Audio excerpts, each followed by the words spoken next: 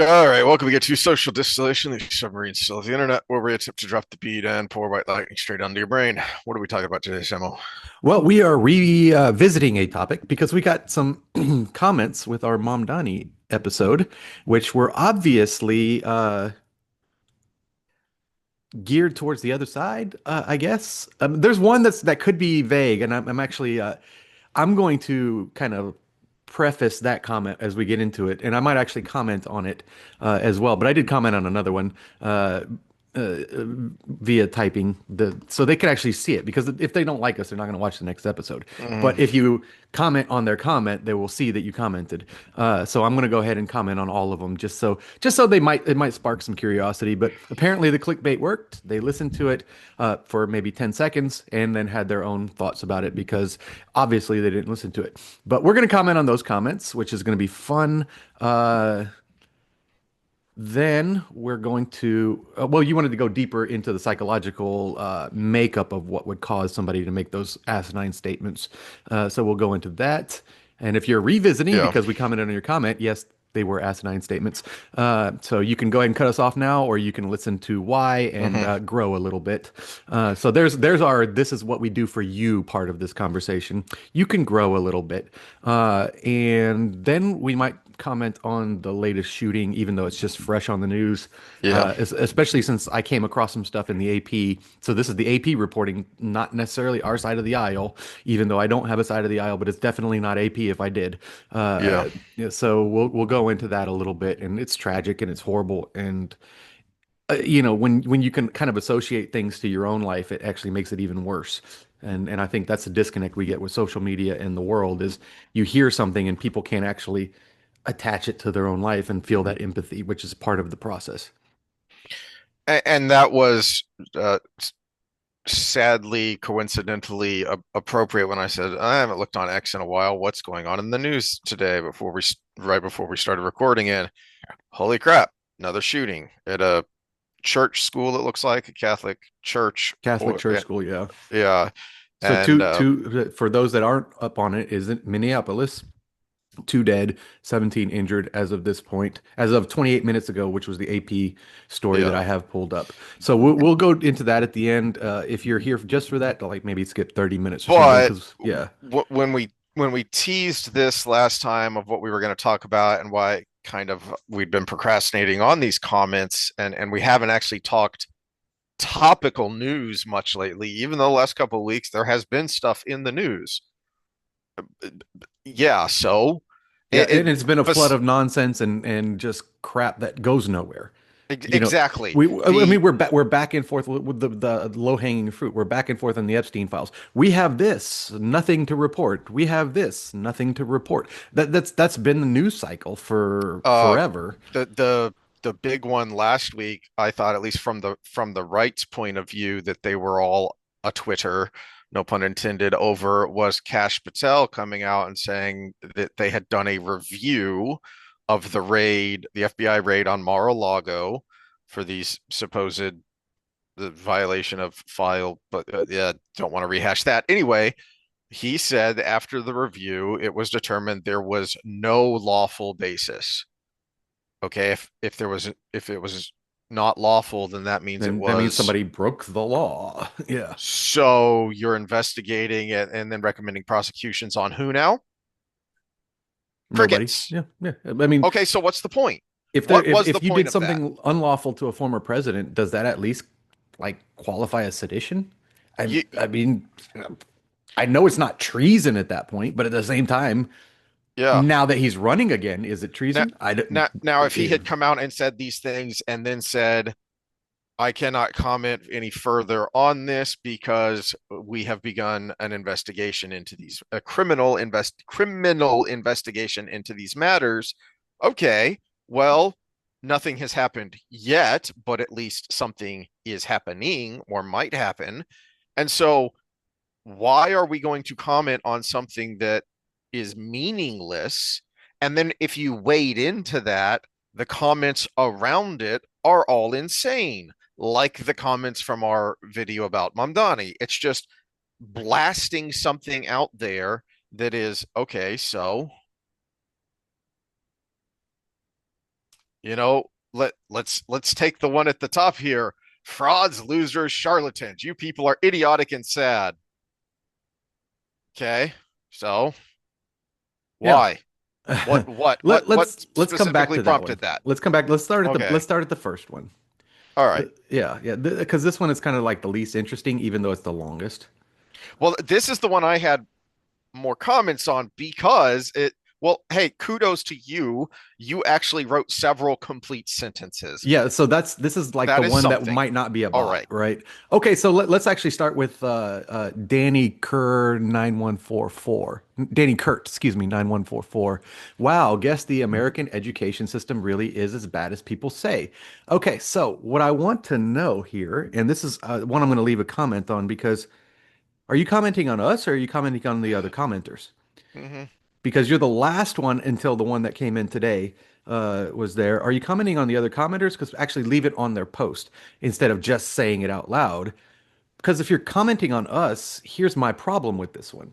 And this is the one I thought was kind of fun because we're actually contradicting what you're taught in the American education system. Hmm. So if the American education system is so bad, well, then you would be on our side because they're taught that this Mamdani. Okay, okay, I'm going to give a anecdote right here. My son just said to me the other night, and we're going to have a deep discussion about this.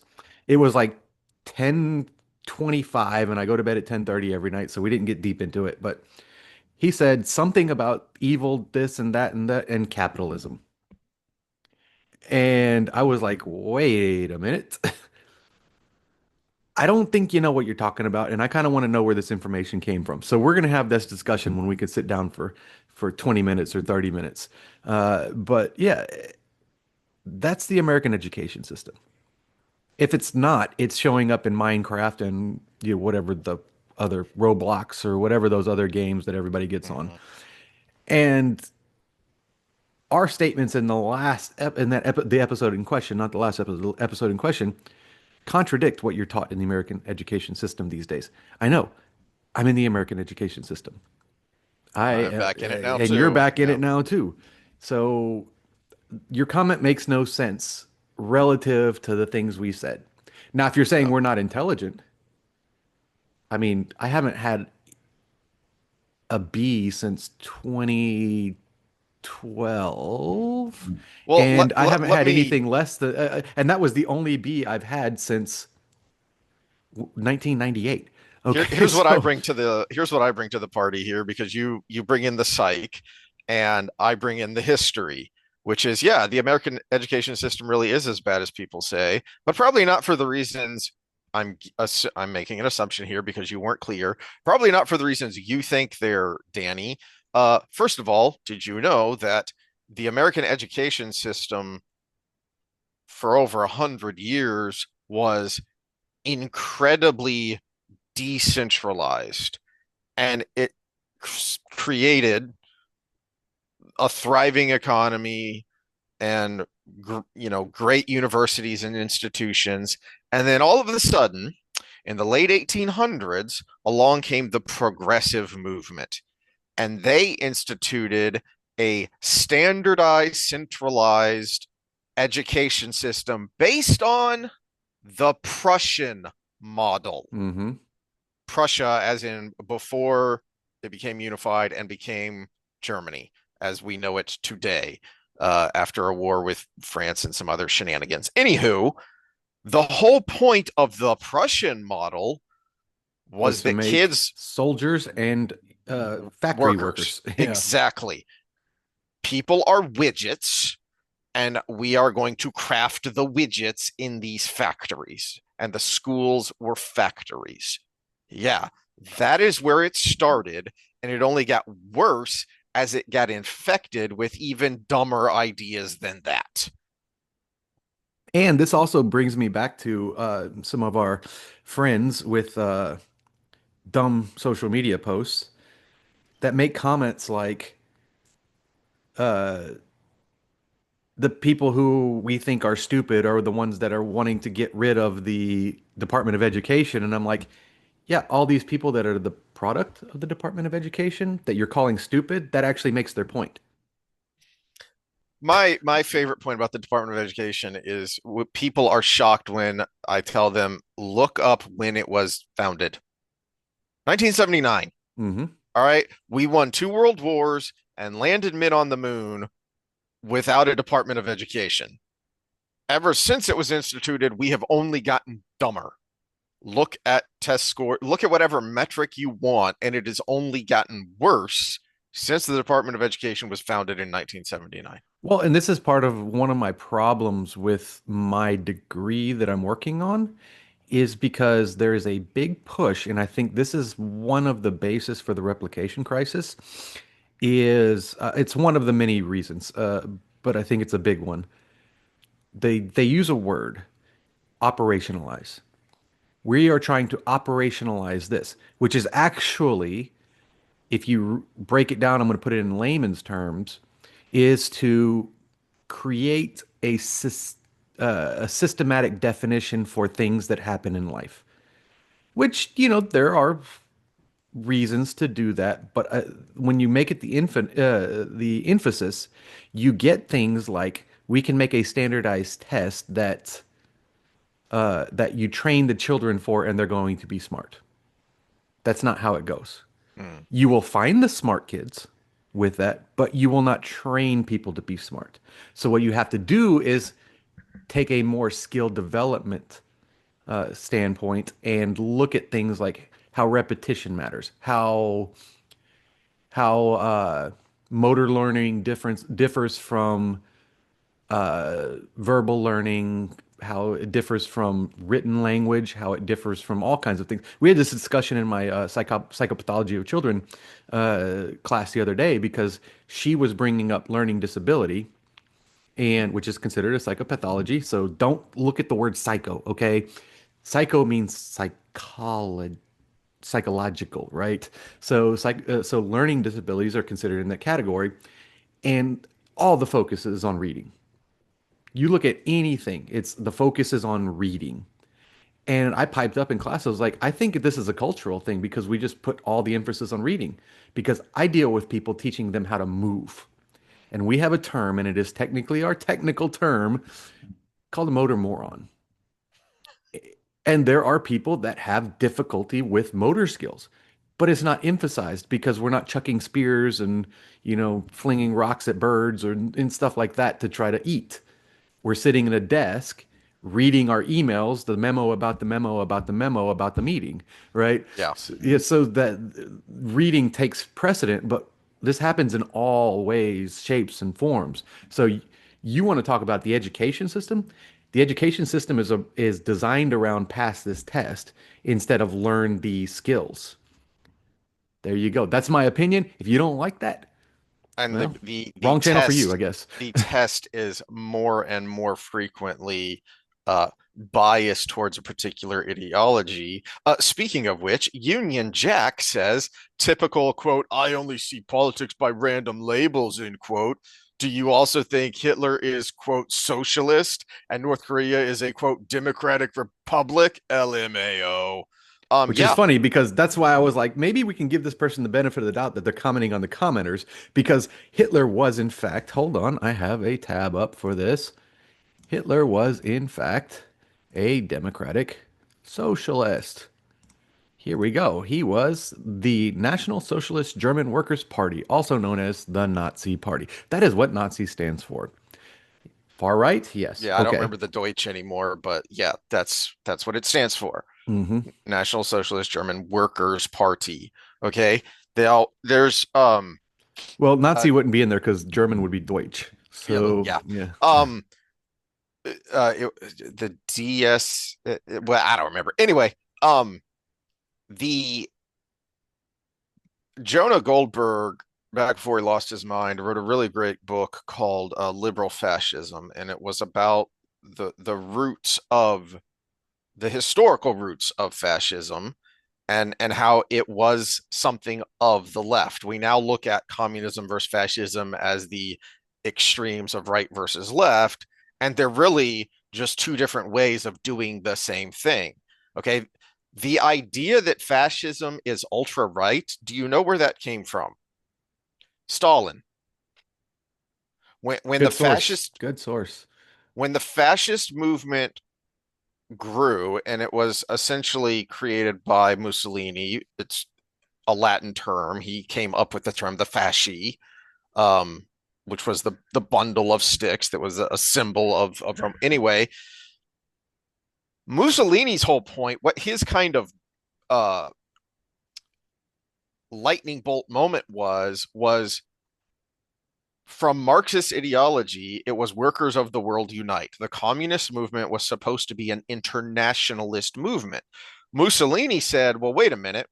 What if I take these socialist principles And add nationalism. and add nationalism to Hmm. them? Because, And that's after he fought in Spain, right?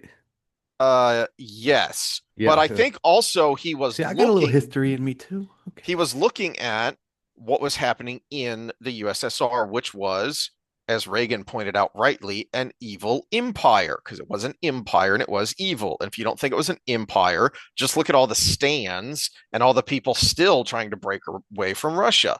So it was an empire.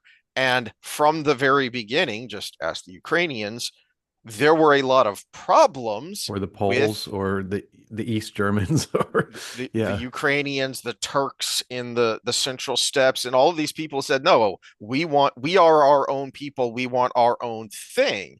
And so you can't stamp this out. And so he said, "Well, rather than trying to stamp it out, what if we use it to juice the socialist idea?"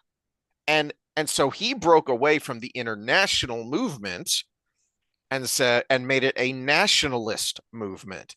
And that is when it started getting labeled as ultra right because it was anti-revolutionary, to use the Marxist term. Hmm.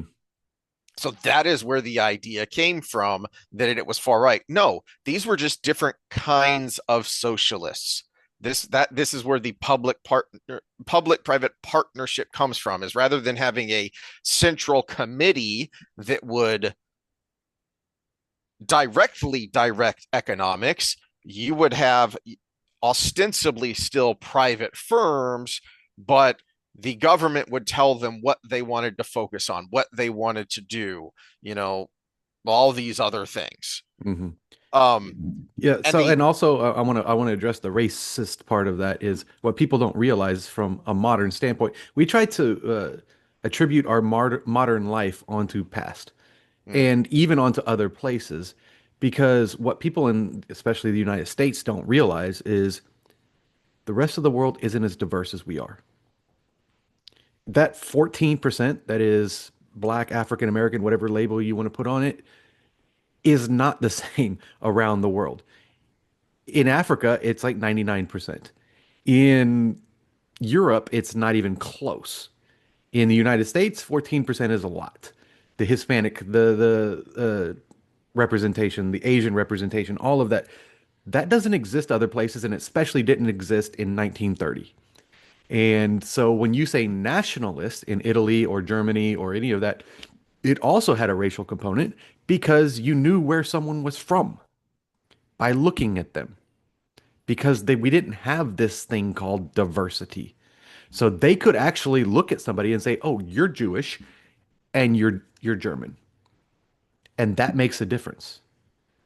Now we can look around our neighbors and everything and be like, "Oh, well, you're African, you're African American, you're Hispanic, but we're all Americans." And we try to apply that logic onto what was in the past and in other places.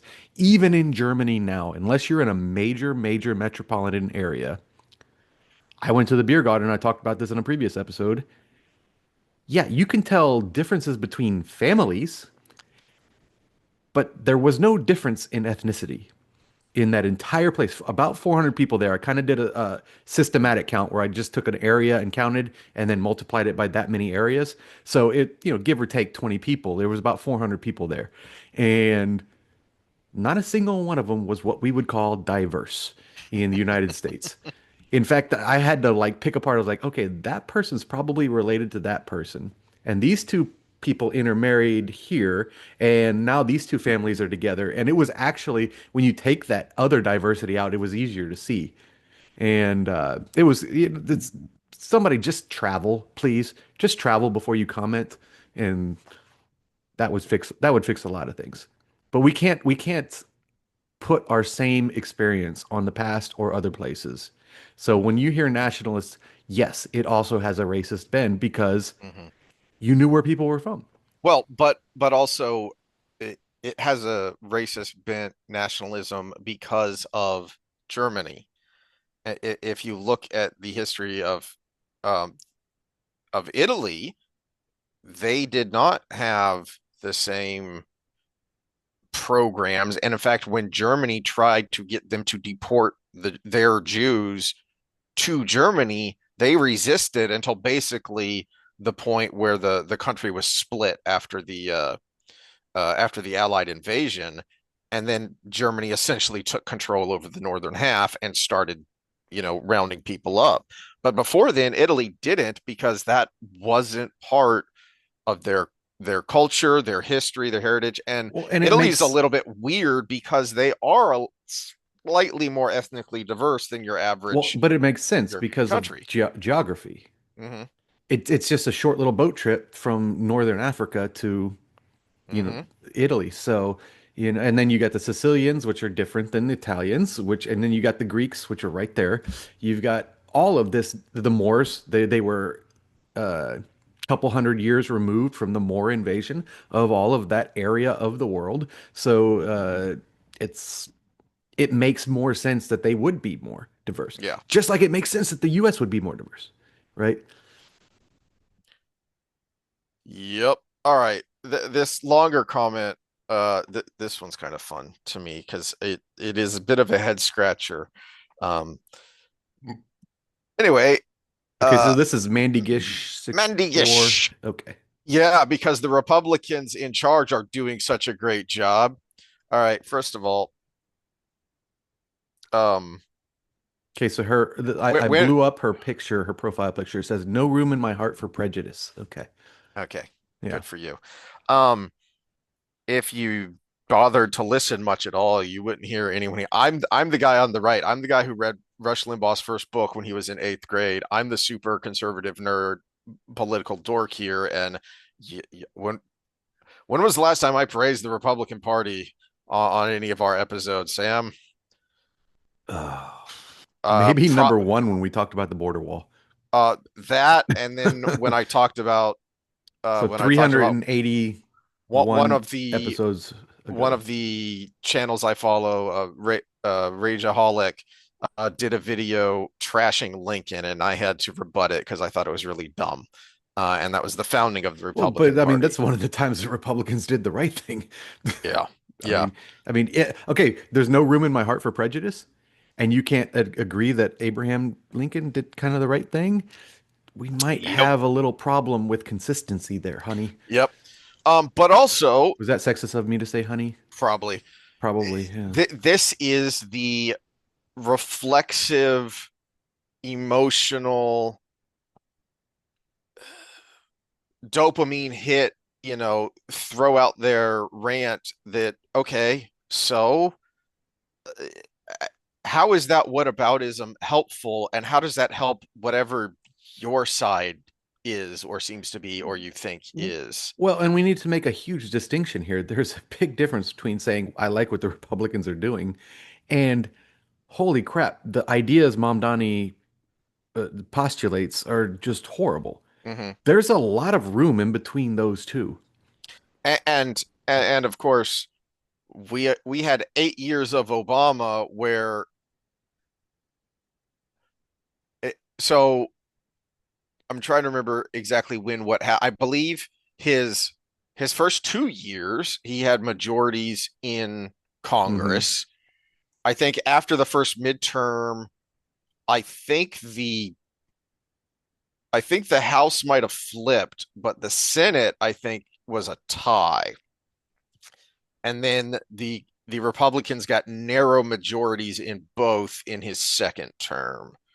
Um, Point being, it's been a pretty split federal federal government, and so all any problem you want to point to is a pretty darn bipartisan problem Hmm. of the past pick your time frame, but certainly in the time frame we're looking at of modern politics of our age and when we've been paying attention, making some assumptions here. So certainly the last 20 to 30 years, our problems that we're complaining about right now are very bipartisan problems. Hmm. Okay. Um, just because you would rather give money to billionaires and cripple the struggling Americans, uh, all right. Yeah, Not sure how you got that from anything we said. yeah, I think it's just the stance against the democratic socialism period. I think that there were assumptions made based on just that stance. Because I've famously said, famous as if you're listening to this, uh, that there's no way that democratic socialism works without authoritarianism. And there isn't. But at the same time, that doesn't mean I want to feed monopolies, right? I Yeah. appreciate Amazon Prime. You want to go on the left here? You want me to talk about the left and feeding billionaires? How rich is Jeff Bezos? By the policies created by the Democrat Socialist side. I mean, let's not split hairs here. He is the beneficiary of all their policies because we ended up stuck at home. They basically opened the door for him to create what I would call a monopoly right now. Hmm. Who's going to come in and compete with Amazon? Walmart's trying. They have their delivery service, and they're actually the only one that I think has a chance is Walmart. But other than that, who even has a chance? Yeah. There's also the fundamental flaw there in your foundational reasoning of give. Who's giving to anyone? It on so Yeah, there if is your that. contention, These if your billionaires are contention providing a here is, product. Again, I appreciate yeah, Amazon Prime because I think it's a brilliant model. we are And involved in it personally, we are involved in an exchange. I give you money, you give me thing that I want or need. Okay. If you're talking about tax cuts, there is no giving there because you're assuming with that logic that the money is the government's in the first place. Now apply that to your own life and see if you still use that logic. Your stuff is public property here, by here, default. here's the challenge I would give anybody who has that opinion because there's almost no risk to this. Start you a little small side business, something that takes $100 to start or something. I'm going to make, I don't know, coasters. I'm going to make coasters and I'm going to sell them. Just do it for a little extra money. Then get to the part of your taxes where you're writing stuff off, and you tell me if you have the same opinion. That's it. That's a little challenge. You just start a little business. You do it, Mm-hmm. and you get to that tax phase, and tell me you're not writing off everything you can. And if you can do that, if you can go, you know what? I paid my 44% or whatever it is in your Mm-hmm. state, and happily because I'm contributing to the well-being of the country. If you can do that, and you can look at me in the eye and say that, and not cry a tear when you turn your back, then you know what? You have the moral authority. You are some kind of person that I don't understand. All right. Now here's where we get uh confusing and bipolar. At the rate we're going, Be our careful with leaders, bipolar because yeah. bipolar is not, it is stages of mania and depression. It is not back and forth. Then you're looking at maybe borderline personality disorder. But sorry, just to be technical on you. All right. At the rate, colloquially bipolar, at the rate we're going, our leaders are going to bankrupt us so hard we can't even afford to own the libs. Wait, you want to own the libs? What are you doing here, Well, maybe this Cumberland? is a bit of Um, Republican or a libertarian. well, I'll get Yeah, to my thoughts yeah. there. So yeah, our leaders are going to bankrupt us. Um, how is someone like Mamdani, who is advocating for government-run Grocery uh, stores, the one we talked grocery about. Yeah. stores, uh, Subways, all of that. heavy regulation, if not running of housing? Yeah, how is that not going to bankrupt us there? So yes, they're going to bankrupt us because they have been spending like, you know, kid with daddy's black card who doesn't care how it gets paid. and you're no one on both sides, both within politics and within the voting public, no one has really cared about spending since I've been paying attention to politics. Oh, except for Elon Musk, the billionaire you're probably complaining about. Yep. Running on spending, cutting spendings, running on cutting spending has always been a losing issue. You can get around it sometimes by talking about, fraud, waste, and abuse, but actually cutting the federal budget, that has always been a losing issue, which is why the federal budget has grown every single year since World War II. Well, I think we're in a different time, and I think this is where the right, the Republicans are going to get bit in the ass because they're still freaking not reading the room. They got elected in a large part because of the promise of Doge, Mm-hmm, and they kind of spit on that, mm-hmm, including the commander in chief. They spit on that, and Vance is like doubling down on it too. So th we're going to see in 2026 what comes out of that. The problem for the other side, which I hate that it's so far divided because you could have these people coming in the middle, which sounds like the person that's commenting wants to have happen, even though, like you said, bipolar. I think it's just caught in the middle mm-hmm. where Well, where, where no, you see, don't I know don't. where you don't know what to punch at. Although Well, again, there is some of that because the yeah. next sentence, stop resisting something that could actually help struggling Americans like Trump promised he would. Wait a minute, wait a minute, wait a minute. Yeah, well, And that's the so, thing. You're to me this screams you're bitter because of the lack of follow through on the promise, so you're going to mhm, the other extreme end. mhm. And that's not good. Well, Eh, my first thought here was this may be one of those people. There was this weird phenomenon in 2016 when uh, Bernie got cheated out of the Democrat nomination again, and a bunch of Bernie bros went to Trump hmm because Trump That's and what got Bernie him Sanders elected because the were percentage talking that about a did lot of that, the same yeah, things. They yeah, were talking about, now they didn't always have, some of their policy prescriptions were disturbingly similar, but a lot of them weren't. But they were talking about the same problem, and yeah. looking at and focusing on blue collar, working class, Rust Belt, that kind of Same person. diagnoses, different treatment was what it Yes. was. Yeah. And so this may be someone who was in the Bernie bro camp who went to Trump because of that. Um, but and so would be inclined to someone even more extreme than Sanders, well, more extreme than what Sanders proposes. The guy took his hmm honeymoon in Cuba. He's a hardcore left. He's a hardcore socialist, but he doesn't really legislate that Well, there way. are parts of Cuba that are quite nice, which means he Yeah. also is spoiled. Yep. He Um, probably went to Havana. I've heard Havana is amazing to but the visit. the big problem with your sentence there is your last sentence. Stop trapping us in this corporate torture because the person doesn't meet your snobby requirements. I don't have snobby requirements. How much have I complained about Trump and the things he says and the things he does? And yet I voted for him because he was the least bad option by a long shot in this last election. And because he surrounded himself with people that I thought were going to be even better, like RFK, like Gabbard, hmm all these other people who he has put in his cabinet and he has put around him. Um, all right, you think the corporate torture is bad? You just brought up the example of Amazon versus Walmart.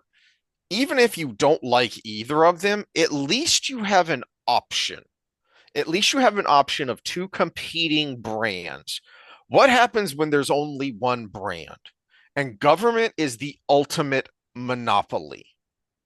So how is that going to help the corporate torture? You're just changing the corporate overlord into someone that has the legal force of deadly force. Yeah, and this is one of the things about, let's keep it specific to Mamdani. He's talking about the subways being free and rent control, all these things. Well, what people don't know about the subways is they weren't built by the government. Mhm. They were built by private industry. And the only reason the government owns a lot of them now is because the private industry, when natural inflation happens, wanted to raise the price because, hey, 20 years of natural inflation of about 2%, 2 to 3%, if we're not under Biden, is coming up. You need to go from 5 cents to 10 cents, which I think was what it was at the time, because it was the 1930s, 1940s. And they were regulated by the government to not be able to raise their price. So because they couldn't make money and maintain the subways, they sold it to the government. And then since then, well, now we have our problems with the subway. So it's it is the fact that government took over, which is why the subways in New York suck so bad. Sorry. Yep. That's the truth. That's the history of it. Yep. All right. You said you wanted to keep fraud, losers, and charlatans for last because you had something on that. Yes, I do. Okay, so first of all, frauds, losers, and charlatans. Fraud and charlatan, uh, you kind of repeated yourself because the definition of a charlatan includes fraud. It includes a lie. Uh, Losers, okay, that's debatable. We might be losers. I don't know. We got 87 followers. That's nothing for YouTube, so we may be losers. We're spending 2 hours of our Wednesday afternoon uh, talking about a governor race in New York, which we have no influence over at all, unless one of our 87 followers happens to be in New York. And they probably, if they're listening to us, they probably weren't going to vote for him anyways. But charlatans and frauds, that involves lie, that involves deception. In fact, the definition of charlatan, according to Wikipedia, and if you hate us, you probably like Wikipedia, is a swindler or a mountebank, a person practicing quackery or similar confidence trick in order to obtain money, power, fame, or other advantages through pretense or deception. So that's key. Pretense or deception. Where's the deception? Where's the pretense? We tell you our opinions. We tell you our backgrounds. We tell you why we have our opinions based on our backgrounds. There is no deception there. So you used an improper word. Charlatan is not the definition of what we're doing. But I do have an example of a charlatan. You want one? We're going to stay in our lane. We're going to go fitness. Ooh, We're going to okay. go fitness. This guy right here, which we've done an episode on before, way back in the day. V Shred. Okay. Okay, so if you have any kind of semi-fitness anything on your YouTube, you probably have gotten this ad or similar ads. So this guy was apparently some just gym bro that these two investors saw and decided to use. And why do I say charlatan here? Not only because a lot of the things he says in these advertisements are incorrect, but look at him right here where I paused it. And if you are just listening, I paused it, and behind him is a red is a red curtain, and in front of him is a hanging boom mic, and he's got a very specific looking set of headphones on. Oh my. This is the setup that used to be the Joe Rogan show. So he is doing this advertisement, making it look like he is on the Joe Rogan podcast while he is saying these things. Okay, so to advertise his business. This was completely set up by these two investors to create an industry of fitness, basically income. And yeah, they grabbed this good-looking guy who obviously kind of knows what he's doing a little bit because he's very fit and very in shape. Also, probably not natural looking at the man. Sorry, I have to say. Uh, but that's speculation on my part, and there's no I'm not going to give any reason for a libel lawsuit, even though we're not big enough to sue. But No, but you could also, point to at the same, we'll just say he's like 20 something in these we could videos. point to Liver King because that is documented and Yeah. well established now. Yeah, but even if he is natty, he's like 22 years old and he's giving advice for people my our age, right? Mhm. Which if you don't think that matters, then you're dumb. But the this ad was specifically designed to make you think he was on the Joe Rogan show spitting knowledge about being a celebrity trainer, which he wasn't.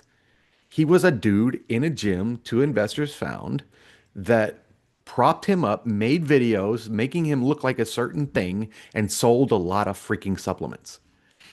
That's a charlatan. Mhm. I have the truth. I am going to deceive you in making you believe I have the truth. Buy this thing from me. What have you bought from us? What have we given you Yeah. other than opinions based on certain facts that are, I mean, our opinions might be true. That's for you to evaluate. Call us frauds and charlatans. That is incorrect. Well, what's really funny to me about that comment about charlatans is, and we in that episode on Mamdani, you brought up his background. The guy comes from wealth and privilege, and Hmm. he's complaining about wealth and privilege while he is going to be in an incredibly privileged position Well, and also if he wins. you brought up a an important fact with his honeymoon in Cuba. No, that's Do Sanders. you? That was Bernie Oh, Sanders. Bernie Sanders. Okay, never Yeah, mind yeah, then. yeah. Okay, so I'll disregard that. I was gonna say, you know how No, expensive it is that to spend time in Cuba at any that given was time. way back when Cuba was hardcore. It was just shortly after the revolution, height of the Cold War, and all this stuff. And yeah, Well, Bernie Sanders took his honeymoon in Cuba. this is an advantage to having international family and friends is that there aren't the same regulations. And I know people who have gone to Havana for Mm, vacations, even before the embargoes and stuff were over. And apparently it's like fantastic. But mm. if you drive 10 minutes out of the city, Yep. now you see what needs Yeah, it's a to Potemkin village for the tourists, and Mhm. then the real people don't live like that. Yeah. Which takes us back to the other comment with the Hitler was a socialist, but then the second Mm. part of that, remember, which was Korea is a democratic republic. It's like, do you even watch us, bro? Or sis or whoever you are, or Mate, they Union they Jack with yeah. the Union Jack flag as your Yeah, icon yeah, there. yeah. Do you even watch us? Have we ever even North Korea is the definition of the thing we're afraid of Mm. happening.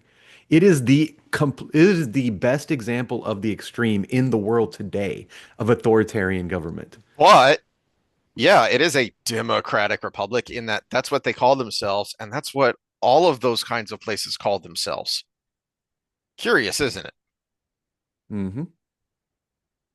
So you were right on half of that, but it wasn't our opinion.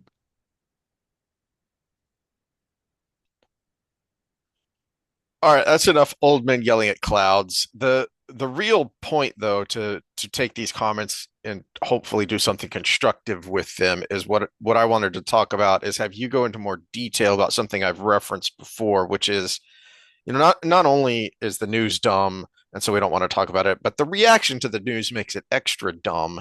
And it is, I think, an illustration of what someone we've referenced before, Ian McGilchrist, uh, said that we act like a culture that has had collectively a right hemisphere stroke. Hmm. And we've talked about the right hemisphere and activating it and that before, and I wanted you to go into more detail on what that means. Well, and we can go even further back to my favorite Greek philosopher, Heraclitus, who had no idea about a right and left hemisphere in the brain, but he understood inputs versus outputs and how people can develop heuristics in their mind and how that's important, but at the same time, how it can limit us. And to fast forward to McGilchrist time is we have a lot of data now knowing that the fact that our brains are actually split. And I say split as in there are functions that either side does better. But we know from actual split brain studies, because back in the day, it was common practice when someone had severe enough epilepsy to actually cut the corpus callosum, which is the connective tissue or the nerves that connect the right and left hemisphere of the brain, because it alleviated the symptoms. It alleviated the seizures they would have. But then they studied these people, which is awesome because a lot of this would not have passed an IRB these days. Internal Review Board is IRB, because human subjects is really hard to study these days. It basically has to be so vanilla that we don't learn anything anyways. But Unless it's a government mandated jab. What? Sorry, don't get distracted. unless it's beagles with sandflies, it's That too. oh Yikes. God, someone asked me about the other day, and I had to show them the stories on that, and it made me almost throw up again. It's so bad, especially since in like 5 minutes I thought of a better way to do the study, which didn't harm anything. But it's back to the subject. So what they would do is these people with split brains, and this is where some of the myths came through, was they would cover one eye because the optic nerves cross as they go back. And so the whole left brain, right brain, left hand, right brain, left eye is almost right. It's actually the left part of your vision spectrum. So it's actually this part of this eye and this part of this eye, and then this part of this eye and this. So it is split, but it's not the eye. It's the vision uh, spectrum.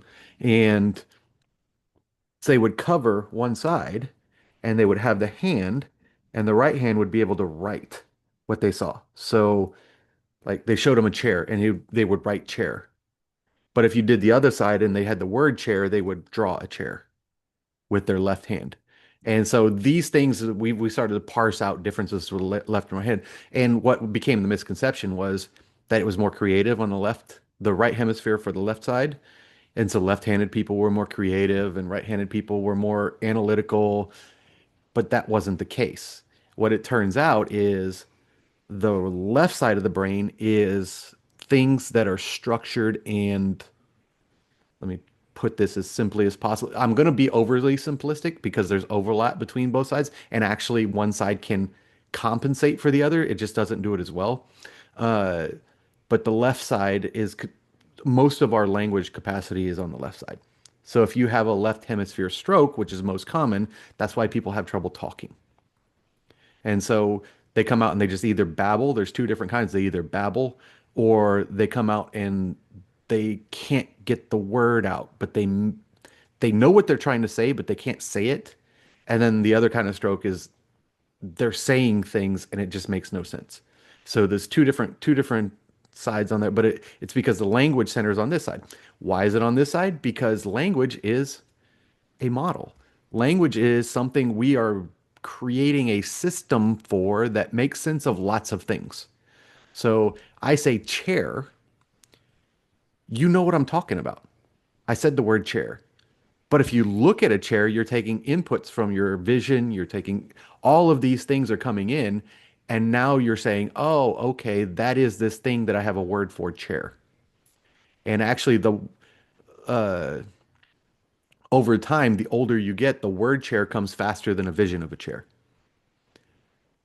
But the other side, the left, is more sensitive to inputs.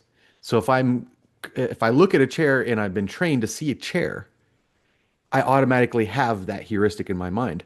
But if it's the first time I've ever seen a chair, then I'm putting together all of these things and trying to make sense of it. And then over time, I say, oh, this is this thing I can sit in. That's important because chairs look different, right? So if I look at four pieces of wood that have a top and three pegs, that makes a stool, right? Is a kind of chair. I can sit on it automatically. But if I saw only that and I said chair, and then I find one with five pieces of wood, which has a plateau and four sticks going down that makes chair, I would have to think about it for a second before I sat in it, and it's chair. So inputs versus what our brain already has stored as our idea of what the world is. Two different things. Go back to being a baby.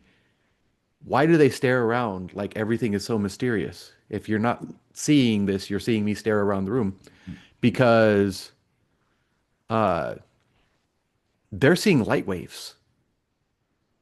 They're seeing light waves bouncing off of things. And gosh, the only way we have even to get close to that now is psychedelics.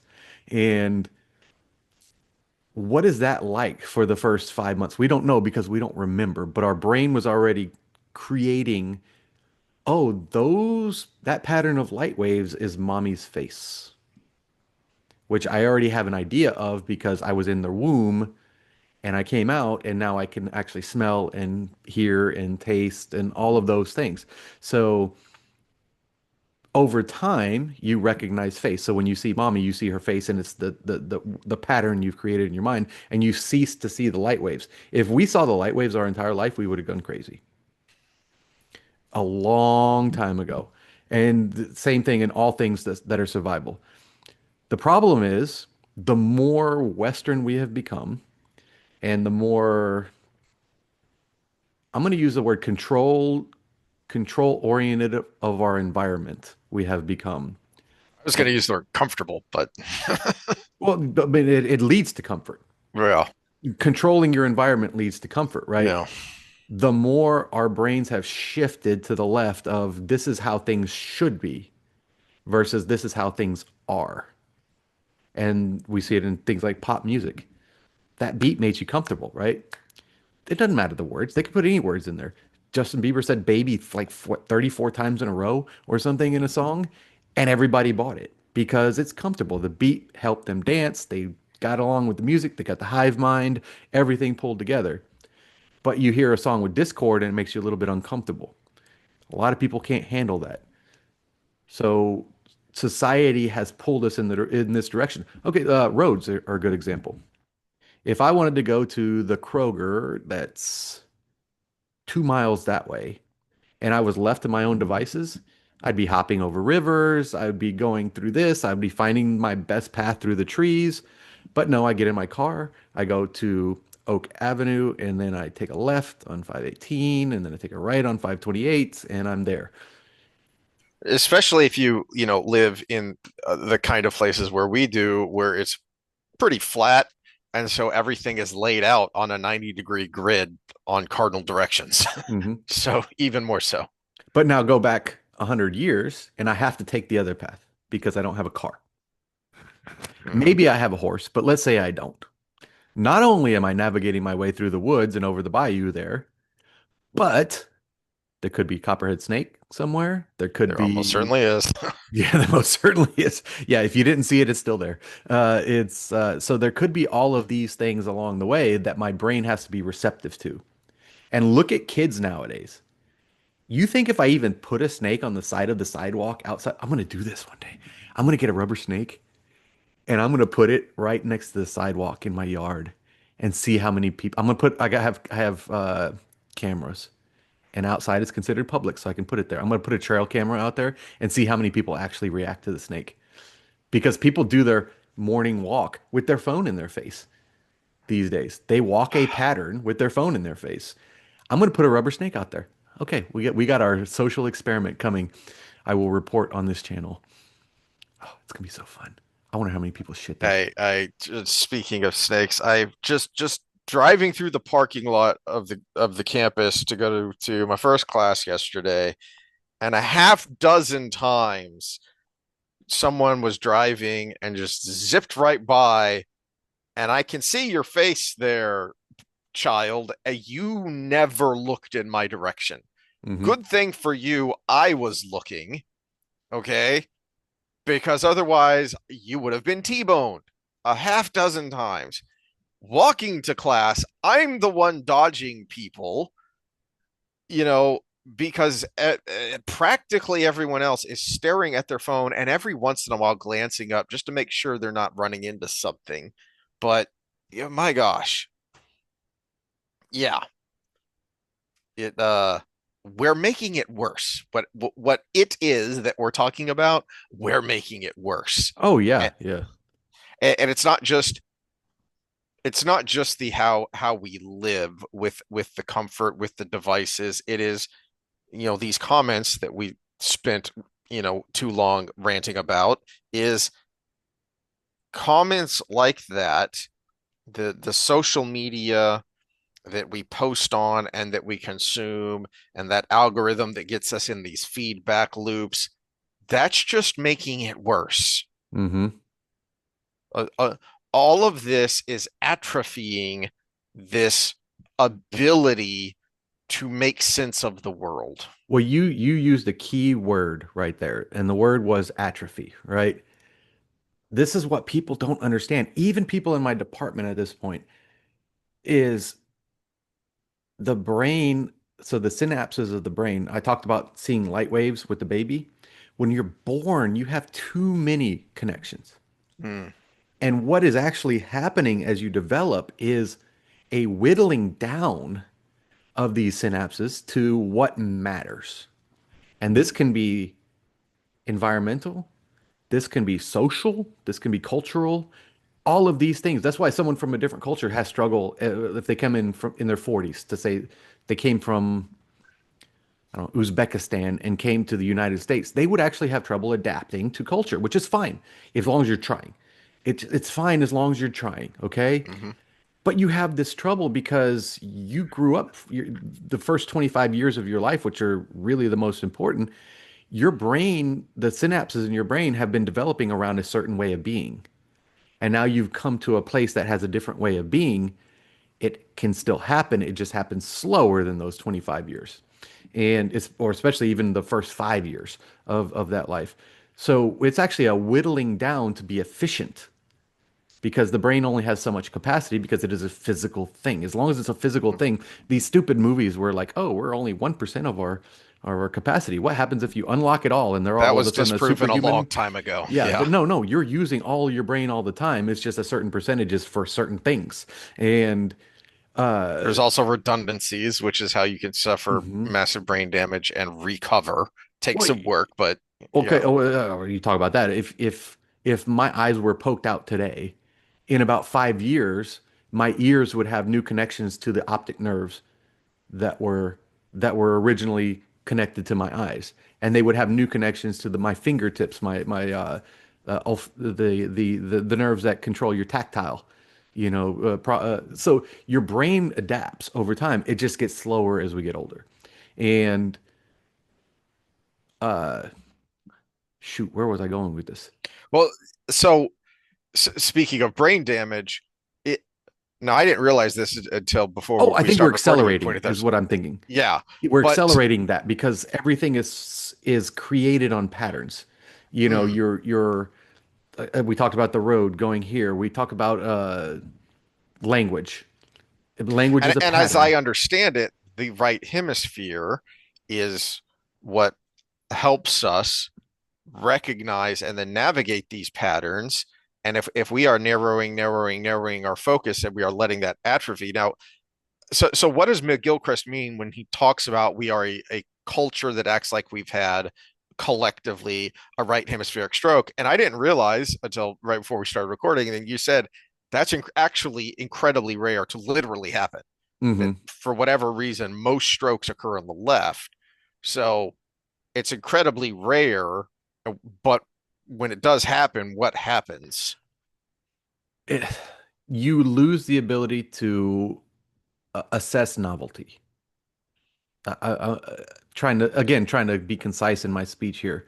So when we're taking in inputs, if I will go back to the chair example, if the only chair I've ever seen has the three legs, and I've had a complete hemisphere stroke that just takes away the ability to take in novelty, and I see a chair that I'm sitting in, a rolly chair, it's got one leg and four wheels coming out of it. I might not be able to identify that as chair, and I might never sit in it. So, One of the examples that Martha Beck used when she was talking to Williamson on Modern Wisdom about this, and this was, if you have a dark sense of humor, you might chuckle at this. I'm a bad person, so I kind of did, but it's also really damn horrific. Of holy crap, that is wow. Um, she used an example of, like you said, it's very rare, so there are really just a few case studies, and there was someone who had a massive right hemispheric stroke, and he couldn't feel his leg, so he thought it had been amputated when he woke up, and Hmm. he thought the nurses, as some sick joke, had put a severed leg in his bed, and he was screaming and yelling about it, and it took them a while to figure out what he was talking about because what do you mean? It doesn't make any sense if you've got both sides of your brain working and you're looking at it. And yet for this person, he pointed to his leg, he touched his leg. When they wouldn't take away the severed leg, he picked up his own leg and threw it off the bed, Hmm. and it pulled him off the bed, but he was still insisting, I don't have a leg. Yeah, and this one is where it gets muddy on that is because this is one of the crazy things that I still am working through in my brain, and I haven't found any good source on this is all the nerves in your body cross. So again, left brain, right hand, which again, this makes sense because most people are right-handed, but even if you're left-handed, you grasp with your right hand. Control. You control things with your right hand. But on the flip side, your pain receptor, the nerves that controlled your pain reception, which would probably be what was causing him to feel this way, are unilateral on your body. So my control of my right leg is determined mostly by my left brain, but the pain I feel in my right brain is received by my right brain and the other way around. And I think personally is because pain is such an important signal that it has to have the shortest pathway. That's my theory on it, but I haven't seen any good But evidence the to support me. But at the same time, okay, so this is where it gets muddy is what part of the right brain. right. Because we got visual cortex, we got the parietal lobe, we got the prefrontal cortex, we got inside, we got the hypothalamus, we got the amygdala, all of that. Those have a left and right component as well. The hippocampus, which is memory, so all or memory allocation, I should say. Excuse me, let me be concise. But all of these things have a left and right component. What part of his brain had the stroke is the problem. If it was just in the, probably in that case, be the cerebellum, which is way back here, he would lose all sensation there. But also, it's confusing about that is he should have other inputs just in feeling. Hmm. He should be Hmm. able to look down and see his Well, leg and see that it's so attached. essentially, what Martha Beck was hypothesizing, because yeah, to your point, we there are all these things like Beck, McGilchrist, and other people have written about, talked about, and McGilchrist spends a lot of time just in the introduction, even before you actually get to the meat of the book, a lot of time saying, there's a lot of stuff we know, and yet we have no idea why. Hmm. Like we can look at and see, we can observe this phenomenon, but we don't know why it's like that. We have no idea why it's like that. And so that was kind of Martha Beck's point is, we don't know why he was acting this way, but he was acting this way, and it was serious. Hmm. And analogizing it to, and in her work, she does work. I've referenced before. She does work getting people to activate their right hemisphere, Hmm. like purposefully, directly, wake that brain up in the same way that you warm up your body before you exercise, right? And so she doesn't necessarily know why it does what it does, but it does. And she says she's had a lot of success helping people with anxiety primarily. That's what her book's about. Um, and and I think that is because, as we've talked about, anxiety is a kind of an overloading, or not overloading. That's a probably a bad technical term. It is a misunderstanding of the world around you. Okay, so this is something I told my kids because I dealt with it myself. Is there was a one particular semester where my grades really suffered, and it started with me being incredibly sick, and I couldn't go to class. But then I hadn't gone to class in so long, I didn't want to go back because I felt awkward. And the root of this anxiety is kind of a narcissism. And I've talked about this before about this is why I think it's worse in younger generations because we're so increasingly narcissistic. You think everyone is looking at you. You think everyone is thinking about you. No, they're not. They have their own life. They're busy doing their thing. You are you are looking at that stool and thinking it's a pile of sticks. Hmm. No, it's not. It's a stool. Sit down. No, it's a pile of sticks. Okay, you aren't able to fully put the picture together. You're seeing the pieces, and then you're making some bizarre. It's like how when the platypus was stuffed and taken back to the West, this is a practical joke. This can't possibly exist. This is some weirdo who took a bunch of parts and stuck them all together in a way that makes no sense whatsoever. It's we are doing that with how we look at the world around us, and we're making platypi in our head. Well, which is the conundrum because it's useful in some situations. Mm. Almost every red berry in the world is deadly. Cherries are delicious. It's Have been fighting to keep my strawberry patch alive, and it's a losing battle. But I want my own. I want to grow my own strawberries. Dang it! yeah, so yeah, it is one of those things that if I was in a novel place and I knew nothing about the flora and fauna of the area and I saw a bright red berry, I would probably not eat it because that's a good heuristic to follow Mhm. because it would be the most likely survival situation. But if I saw, I don't know, a ripe fruit of some kind, I could probably be certain that I could eat everything but the pit and be fine. That's survival. We all have survival skills if we just think about it for a second. The problem is we live in a world we don't have to think about it for a second. We just go to the store. If they're selling it to me, it won't kill me. So I don't have to think about that. And that's where the right brain comes in. Because so the left brain creates the heuristic, the right brain takes in the inputs and says, "Oh, okay, this is probably something that's okay." Uh, they're both useful. I'll use an example that's useful. That's kind of a more modern thing. I say modern for the last 5,000 years, but that's novel Yeah. for humans. Music. Mm. If I take a composition and I could read music, then I can play the composition and I know something's good is going to come out of it. But if I get a new piece of music, can I sight read it?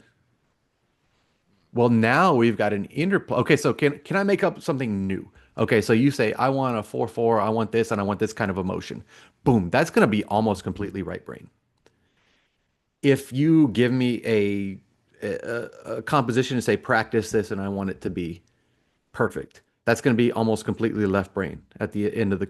But you sight read, now we've got an interplay of both sides because I need the ability of the fact that I've practiced looking at music for so long to be able to translate that to what I need to play it. At the same time, I need a certain amount of awareness of what's coming next, how I can prepare myself for the next thing. All of these things that are going to be input oriented. So most of life is like that sight reading because here's a good example.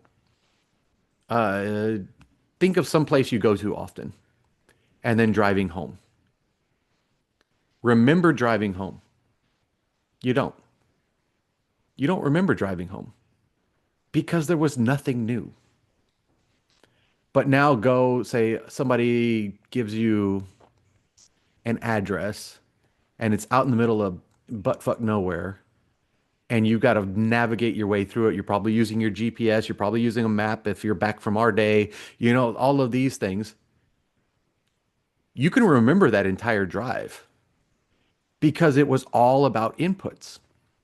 And so, are you just going through life, going through motions? Left brain, which is what we are, right? We talked about it with Doom schools scrolling through earlier. life. Yeah. We talked about it schools earlier. That's the model, Mm. is to create that mind that just goes through assembly lines. But on the other side, are we harvesting creativity? You want to talk about, everybody says life goes by so fast. You want life to slow down? Harvest creativity. This is actually the main, I think the main point of, what was her name? Martha Beck. Martha Yeah. Beck. Was this is a way to slow down time. I'm putting words in her mouth because I don't think she said those words, Right. but you want to slow down time, create novelty in your life. Think there's a great book, the Brain is a Time Machine. I can't remember the author's name off the top of my head, but think of the time you had an amazing time going to the amusement park or something with people. Mhm.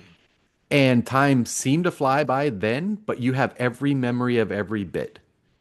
Now, think of the time you were sitting in the doctor's office for an hour longer than you had to wait.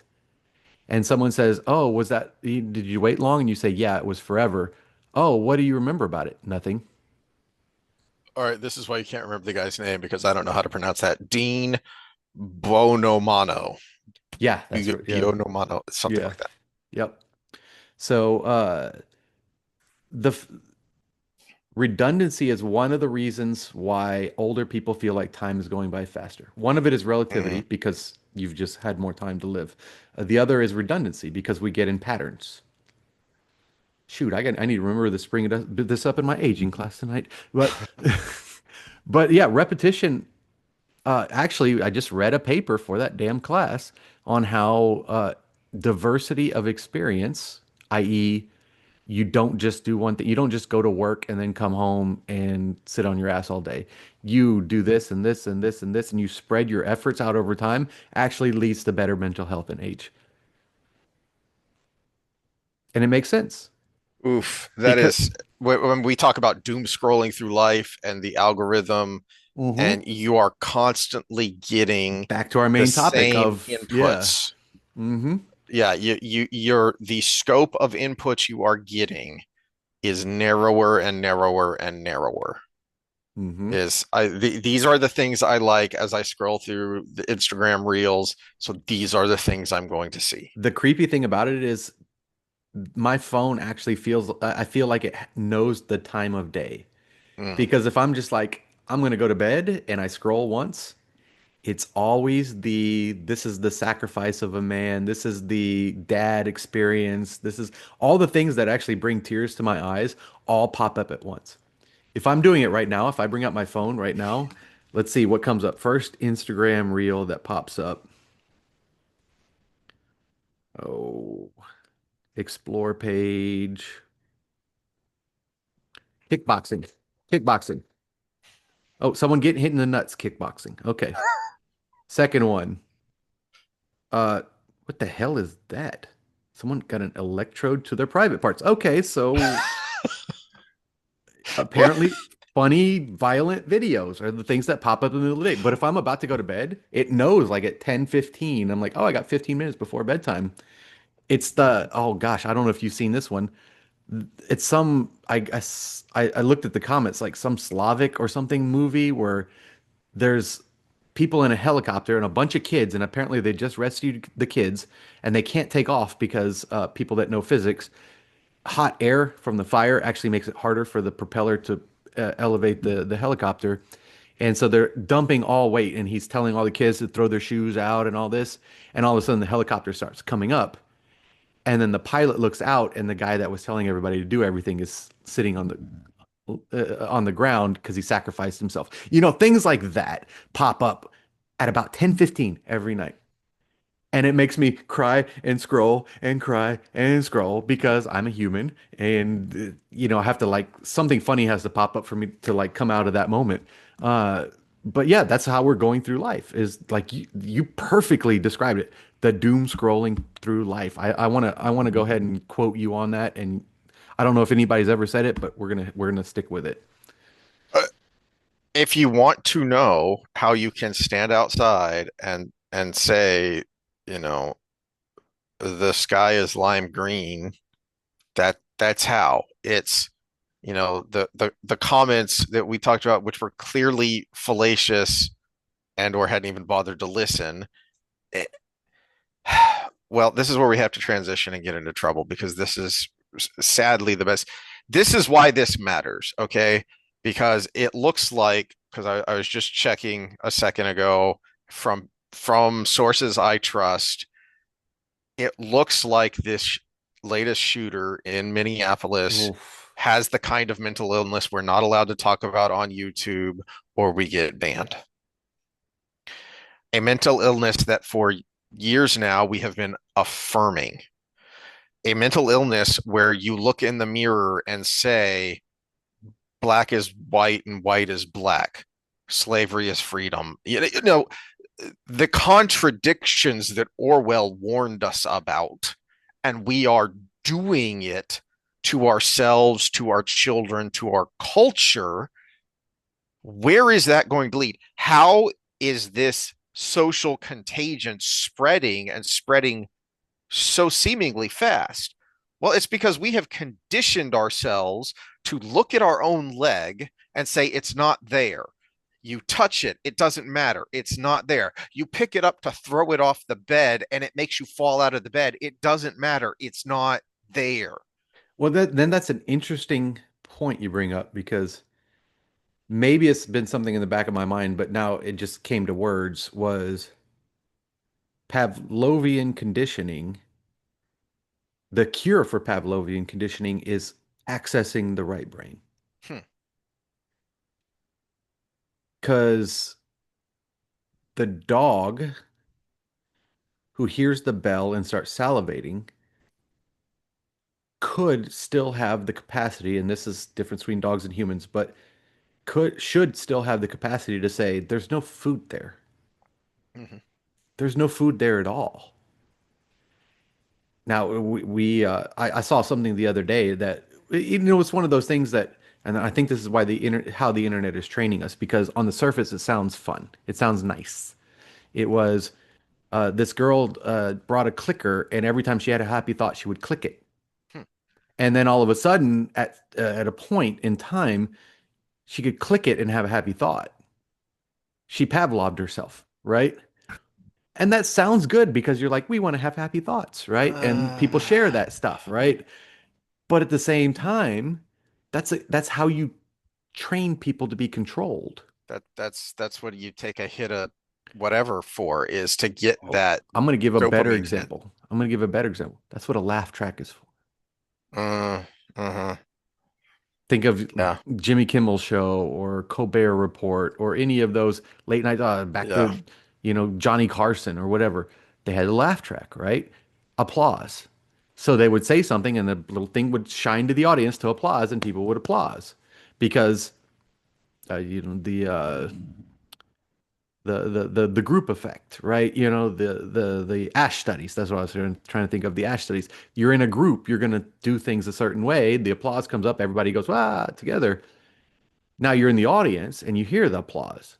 So automatically your brain's saying that should have been funny. Why am I not thinking that's funny? Am I not part of the social group? And then so the next time it happens, you go, haha, because everybody thought it was funny. I'm part of the social group. Yay, I belong. Now, modern media and how we handled things like COVID, uh, are you part of the group? Left brain. Are you, oh, that's actually one of the biggest functions of the left brain is actually social interaction, learning how to be a part of the group. Here's a great example. Uh, Psychopaths. A psychopath can walk by an accident. God, I'm trying to remember where the source is of this. Let me think of the source. They can walk by it might be McGilchrist, but don't quote me on that just yet. But they can walk by an accident, see everybody crying, see the accident itself, not have any feelings. Somebody can be dead. Their head can be off right there, and a gruesome scene, and they're like, "Oh, that's interesting." But then they see everybody else crying around it. So what they'll do is they'll go home and look in the mirror and start trying to cry like everybody was crying about it because they're trying to create the thing that should have happened in their mind. And that's how a lot of psychopaths go under the radar is because they learn to mimic real human emotion, even though they don't really have it. That's completely left brain. So you said something that gave me a thought, and this will be my final thought on this subject here. That is hopefully a little more uplifting of an example of that, of the learning to socially, what we're saying here. And we talked a lot about this early in the year, and then we talked about it more during Men's Mental Health Month of doing things to help your mental health by helping your brain health. Okay.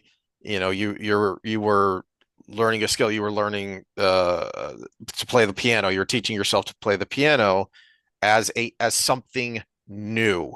Not just a new thing, but a new kind of thing. Hmm. And that is very important. So if you want to, so I've said this before, but it's been a while. So let me reset that I use rational and logical differently. Okay. When I um attacked the underlying premise of some of those comments we had, those comments were perfectly rational to that person. Hmm. A leads to B leads to C, therefore ipso facto. Well, hold on. That can be perfectly rational. You can be a perfectly rational human being. I'm not saying you should be committed to a psych ward just because you're wrong. What I'm saying is you are illogical because you can be perfectly rational following all these steps, but have you bothered to step back and say, but is that the case? Because it will be illogical if A is wholly or partly fallacious. Well, then everything falls apart. But if you never bother to examine A in the first place, that is how you end up saying, now again, back to the analogy, this guy had a physical brain damage. He had physical damage that made him say, my leg's not there. We are giving ourselves mental damage so that we say, despite all evidence to the contrary, my leg isn't there. Hmm. Right. Yeah, so this actually I'm going to go ahead and I'm not going to reinvent the wheel. I'm going to paraphrase McGilchrist's work himself. Uh, the fact that one was rational and one was emotional was the myth, right? One was creative, Mm-hmm. one was logical. That's the myth. Because if you have a heuristic that's incorrect already formed in your brain, that is the opposite of logic. That's a good Because point. logic is taking the inputs and making sense of them and putting them together, which actually takes both hemispheres because you have to take past experiences and you have to have a sensitivity to what is actually happening. So if you have an experience that is similar to the inputs you're taking, you can quickly create a solution. But if you have inputs that don't match your previous experience, if the previous experience takes over, that is illogical. It is reasoning, but it is not logical because it doesn't take the variables into account with your solution. I see this a lot in the social science literature where they're like, here's all the things we studied and here's the results, and conclusion is everything we thought before. And I'm like, your results of your study don't match your conclusion because your conclusion is based on critical social justice. Critical social justice is a preconceived conclusion. Your data doesn't actually match what you just said. That is illogical. Now, it's reasoning. It's reasoning Yeah. because you're going off the past literature. That's reasonable. That's reasoning. It's not reasonable, but it's reasoning. But your reason doesn't match what the inputs are coming in. Yeah, I'm going into legal studies, and there's the same problem there. Something you learn as you start to get into the law and jurisprudence is what matters is precedence. Precedence Hmm. matters over all else when it comes to how a judge is going to rule. Well, precedence is how other judges have ruled in the past. Okay, fine. But what was that based on? And was it wrong? I don't care Well, what that judge back there said and how influential that opinion was. Was it wrong? I'll use a very polar example for this. Okay, so we had Kyle Rittenhouse, right? So he crossed state lines with a gun and he defended himself legally. Now, had precedence been anybody who crosses state lines with a gun is guilty, he would have been guilty by Mm-hmm, precedence. But by actual facts of the videotape of the thing on the ground is he was being attacked and he defended himself. In fact, he defended himself way later than a lot of reasonable people would have. mm-hmm, And so that's a great example because if precedent was anytime someone crosses a border with a gun, which was the argument by the prosecution, by the way, so I'm not making this shit up out of my ass. mm-hmm. Anybody who crosses the border with a gun is guilty because they had intent, then he would have been guilty by precedent. But by the facts on the ground, he was a victim of an attack that survived because he defended himself. All right, let me get to my happy example I'm to trying to end with. not be happy. I'm I know. Skeletor today, which is funny I because I'm usually happiness and you're I know. cyanide, but yeah. Well, I started off that way, but you made me I've think of changed you something. and you've changed me. No, I just meant today, this No, episode, I started off in a funk and I was kind of there, it could be today. Yeah. especially with the news of the day. But you said something that sparked a thought when you talked about um left brain actually being responsible for social interaction, and which, back to McGilchrist and the myths of the hemispheres, that doesn't make any sense if you believe the myths of the hemispheres. Um, but it can become a problem. And let's look at a good example of the guy we praised the most in the Korean dating show Better Late Than Single on Netflix, the super tismy guy. Okay. And yet, who grew the most over that show? Yeah, he didn't end up with anyone. Yeah, he's still got work to do. But my gosh, where he started off and where he ended up should be a glowing example for anyone who thinks, I have social anxiety. I can't do this. Not think you have social anxiety. Because I have social anxiety, I cannot do this thing. All right, but look at where he was and what he was doing. He was a 3D modeler, a computer engineer. His life was, from what, the clips they showed of his life before the show, was sit in front of a computer, clicking on things, doing a very narrow focus thing, and then sit down and have lunch with two coworkers, have the same lunch with the same two people. He was And basically the Sheldon of the show. that was all the social interaction he had. And now he goes, and yeah, he had some training, he had some help to work on, but he was still, he was better. He was noticeably better at Well, being able to talk to people. even in his mistakes, he was trying something new. Exactly. When He he when went to he a when new he told place when he with told the new girl people to doing new focus on things. her thing Hmm.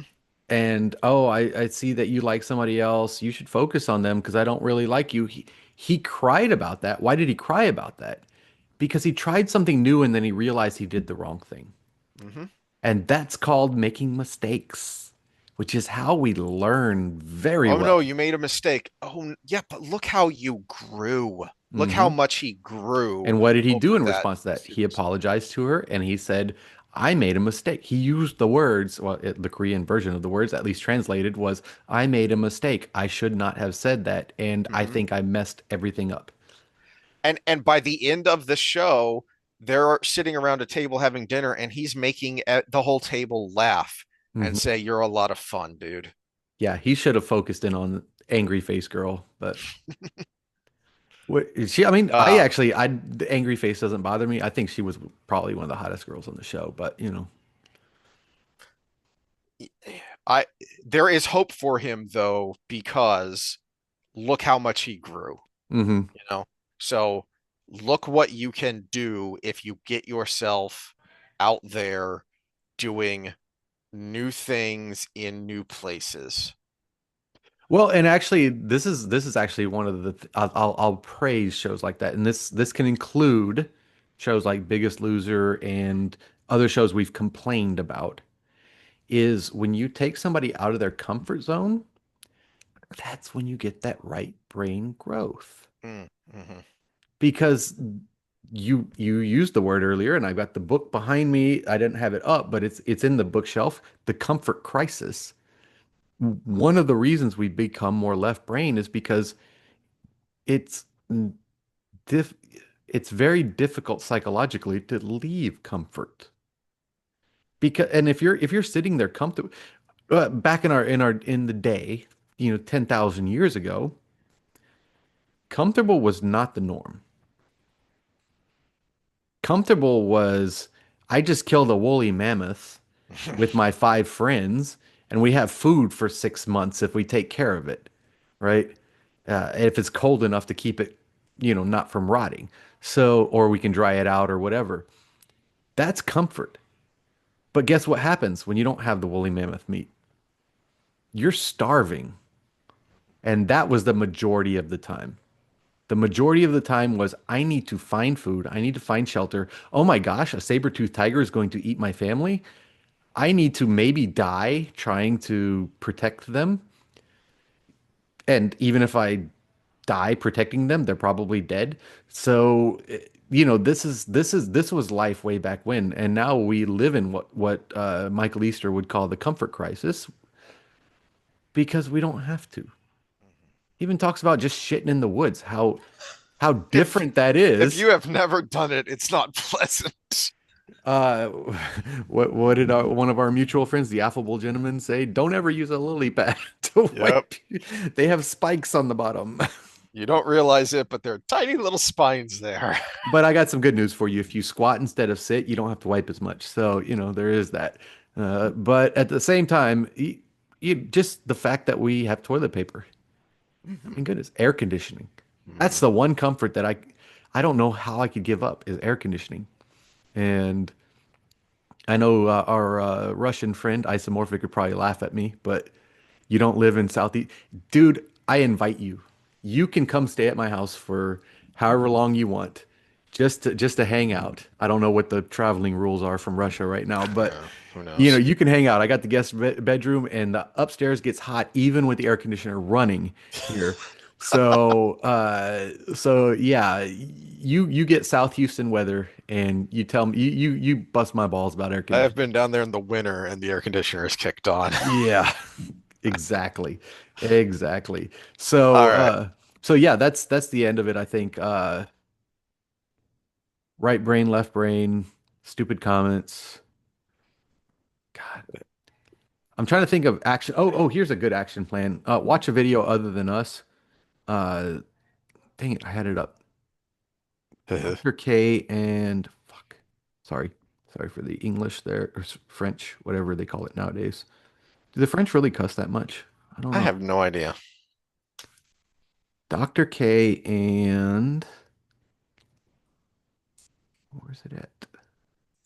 Oh, here we go. And Joe Hudson on Charisma on Command. And about three-quarters of the way through it, they give advice on how to activate the right brain. Even though they use different terminology, they were talking this on, and they were talking, one's a psychiatrist, one's a psychologist, and they were talking about being able to be receptive to the cues from their clients, Hmm.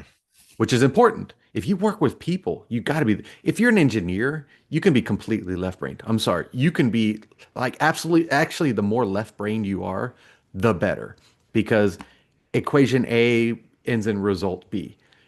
That is the way that engineering works. But if you work with people and you work with complex systems, not complicated systems, complex systems, you need to flex your right brain muscle. You need to be receptive to every input. You need to be, if you're me in physical fitness, you need to be able to see someone walk in the door and say, "Oh, did you hurt your back last night?" before they even said anything. you need to have that astute awareness of your surroundings, and that includes the cues from people. And so they actually give some very actionable plans there. One of them I brought up on a previous episode: start brushing your teeth with your left hand. It is a crazy experience. I am ambidextrous, and it still was a crazy experience for me. So yeah, little things like that, actionable plans from people that aren't us, just just two dudes. One has doctor in front of his name, so you could don't take my word for it. Hmm.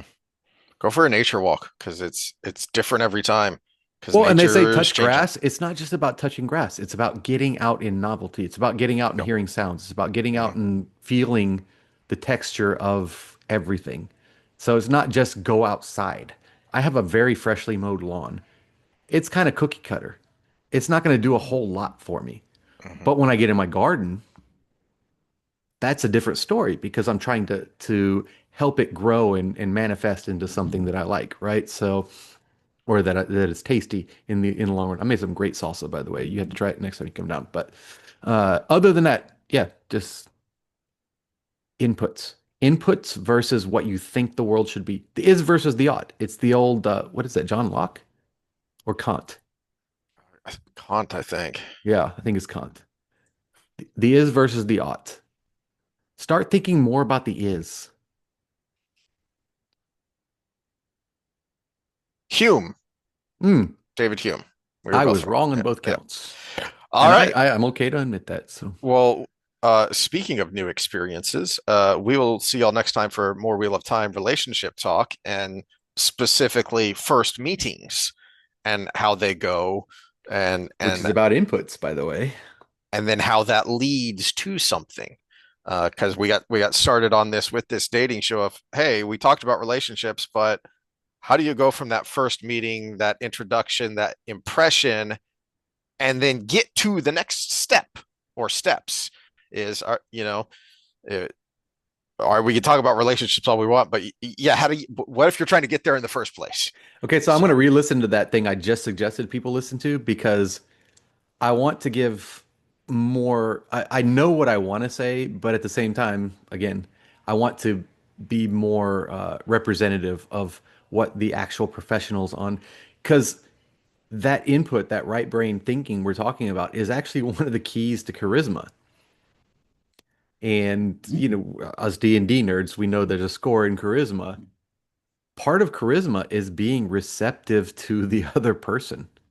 Part of it, almost all of it, is being receptive to your audience or other people. So, uh, I'm gonna re-listen to that. I'm gonna mull it over in my brain, and I'm gonna make that probably my focal point of that one because then we can apply it to how that worked out in those situations.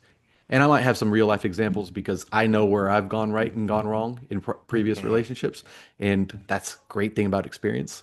Experience matters, which I'm gonna head to my aging class here in a little bit, and all the 25-year-olds in there are going to be like, oh, I think this and this and this. And I'm like, yeah, you can give it 20 years.